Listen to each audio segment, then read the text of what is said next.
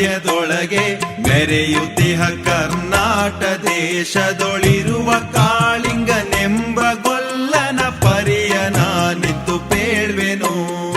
ಉದಯ ಕಾಲದೊಳೆತ್ತು ಗೊಲ್ಲನು ನದಿಯ ಸ್ನಾನವ ಮಾಡಿಕೊಂಡು ಮುದದಿ ತಿಲಕವ ಹಣೆಯೊಳಿಟ್ಟು ಚತುರ ಶಿಖೆಯನ್ನು ಹಾಕಿದ.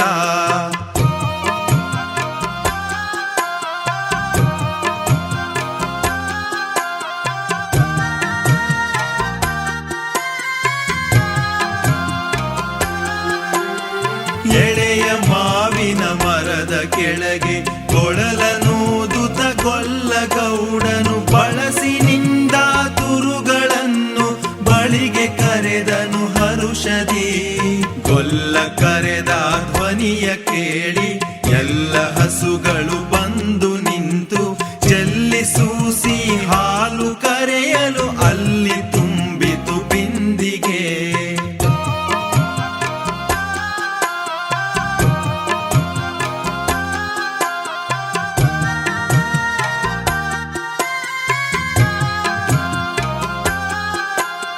ಹಬ್ಬಿದ ಮಲೆ ಮಧ್ಯದೊಳಗೆ ಅದ್ಭುತನೆಂದೆಂಬ ವ್ಯಾಘ್ರನು ಅಬ್ಬರಿಸಿ ಹಸಿ ಹಸಿದು ಬೆಟ್ಟದ ಕಿಬ್ಬಿಯೊಳು ತಾನಿದ್ದನು.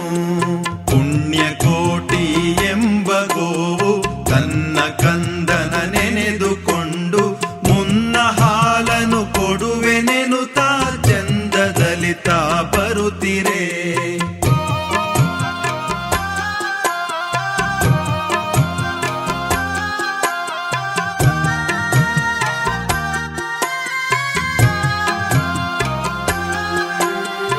ಇಂದೆನಗೆ ಆಹಾರ ಸಿಕ್ಕಿತು ಎಂದು ಬೇಗನೆ ದುಷ್ಟ ವ್ಯಾಘ್ರನು ಬಂದು ಬಳಸಿ ಅಡ್ಡಗಟ್ಟಿ ನಿಂದನ ಹುಲಿರಾಯನು. ಮೇಲೆ ಬಿದ್ದು ನಿನ್ನ ನೀಗಲೆ ಬೀಳು ಹೊಯ್ವೆನು ನಿನ್ನ ಹೊಟ್ಟೆಯ ಸೀಳಿ ಬಿಡುವೆನು ಎನ್ನುತ್ತ ಕೋಪದಿ ಕೂಳ ವ್ಯಾಘ್ರನು ಕೂಗಲು.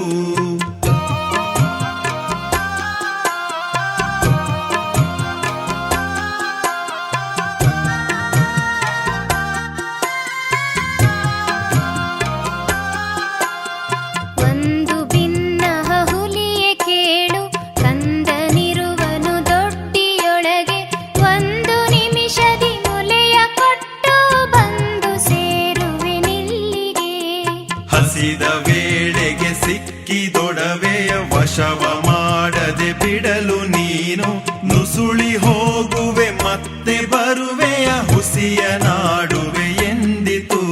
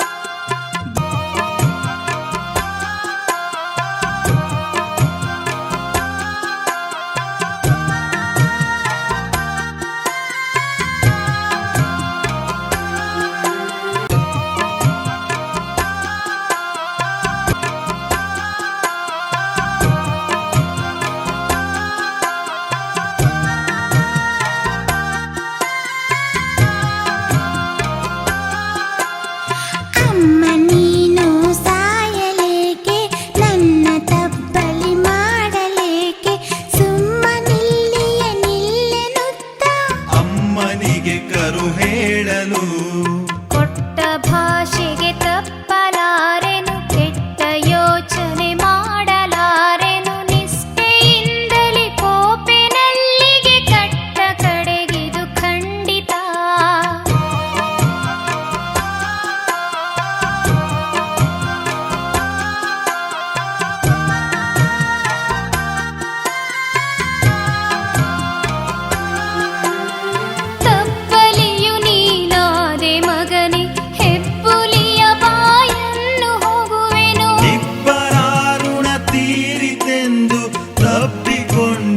ಕಂದನ ಗೋವು ಕರುವನು ಬಿಟ್ಟು ಬಂದು ಸಾವ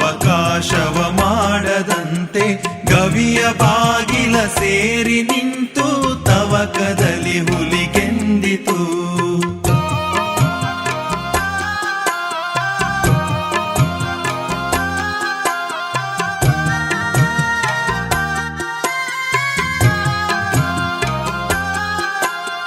ಖಂಡವಿದೆಕೋ ಮಾಂಸವಿದೆಕೋ ಗುಂಡಿಗೆಯ ಬಿಸಿ ರಕ್ತವಿದೆಕೋ ಚಂಡ ವ್ಯಾಘ್ರನೆ ನೀನಿದೆಲ್ಲವನುಂಡು ಸಂತಸದಿಂದಿರು. ಪುಣ್ಯಕೋಟಿಯ ಮಾತ ಕೇಳಿ ಕಣ್ಣ ನೀರನ್ನು ಸುರಿಸಿ ನೊಂದು ಕನ್ನೆ ಇವಳನು ಕೊಂದು ತಿಂದರೆ ಮೆಚ್ಚನ ಪರಮಾತ್ಮನು.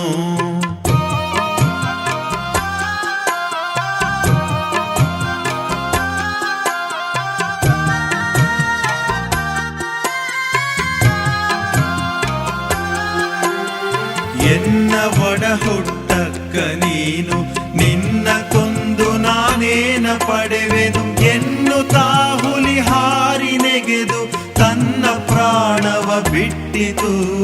ಸತ್ಯವೇ ಭಗವಂತನೆಂಬ ಪುಣ್ಯಕೋಟಿಯ ಕಥೆಯಿದು. ಸತ್ಯವೇ ಭಗವಂತನೆಂಬ ಪುಣ್ಯಕೋಟಿಯ ಕಥೆಯಿದು. Thank you for watching video. For more videos, subscribe channel.